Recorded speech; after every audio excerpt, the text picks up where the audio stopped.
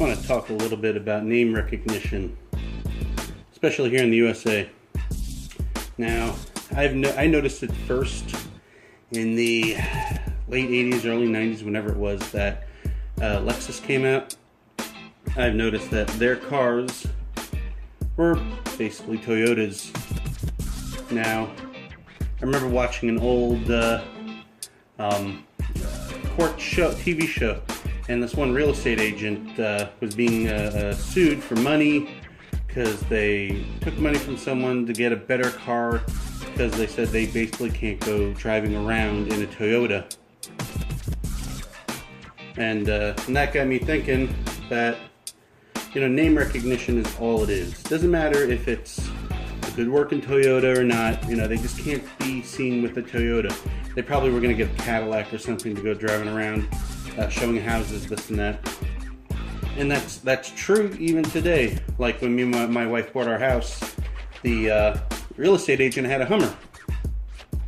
And, their big expensive trucks didn't impress me any because I never liked Hummers. I'd rather go for a Chevy truck or something if someone had a truck or an SUV, but that's all it is recognition. Now, a lot of people have questioned me about my what I like about Stanley, and they are good tools. I'm sorry. Now, Stanley has merged with Black & Decker years ago, and so they take a lot of their tools, which I assume these are the same as DeWalt, the heads at least, the guts of them, and they just sell them as DeWalt because people won't use a Stanley in a mechanic situation. But I've seen that before. When I first started rebuilding my tool collection in 2007-ish, 6 or 7, I forget when it was, and I noticed the guy, he was returning a bunch of Stanley tools, a mechanic's tool set, ratchet set, wrenches, Allen keys, everything. Probably because he was starting to work as a mechanic, and they probably laughed at him for bringing those to work. They didn't look used. If they were, maybe one day. But he was returning them probably because of peer pressure. They're saying, "Hey, why are you using those tools?" But me personally, for a DIY situation that I'm in, because I'm not a professional, and the DIY situation I'm in, these have lasted. I have a 201-piece Stanley tool set I bought in late 2007, 8 or something like that, maybe 9, and they're the old 45-tooth ratchets. The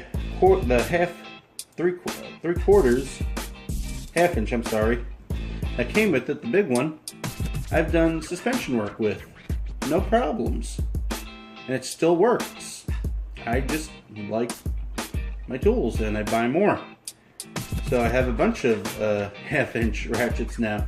That probably stems from early 2000s when I was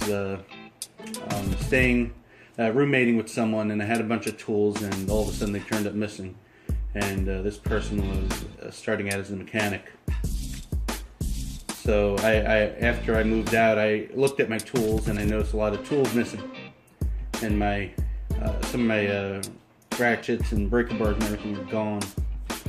Anyway, but yeah, it's just name recognition. I mean, if someone goes to work with these, even though something like this kit, let me pull up a little bit too, has nut drivers, wrenches, a whole bunch of sockets. If someone pulls up to work as a mechanic with these, they'll be probably laughed out, or no one goes back to them. Now, no telling how good of a mechanic they are, but only because they choose to buy these. So Stanley and Stanley Black & Decker have other brands that they make tools under, and they sell them there.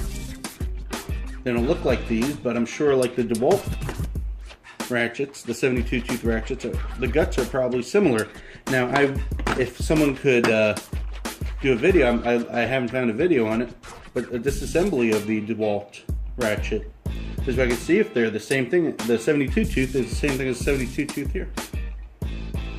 Anyway, but those are my thoughts on it, and I just really think that looking at a brand a certain way, no matter how they improve themselves, and still thinking of them as unprofessional, is ridiculous. But what are your thoughts? Thanks for watching. Like, subscribe, and all that jazz.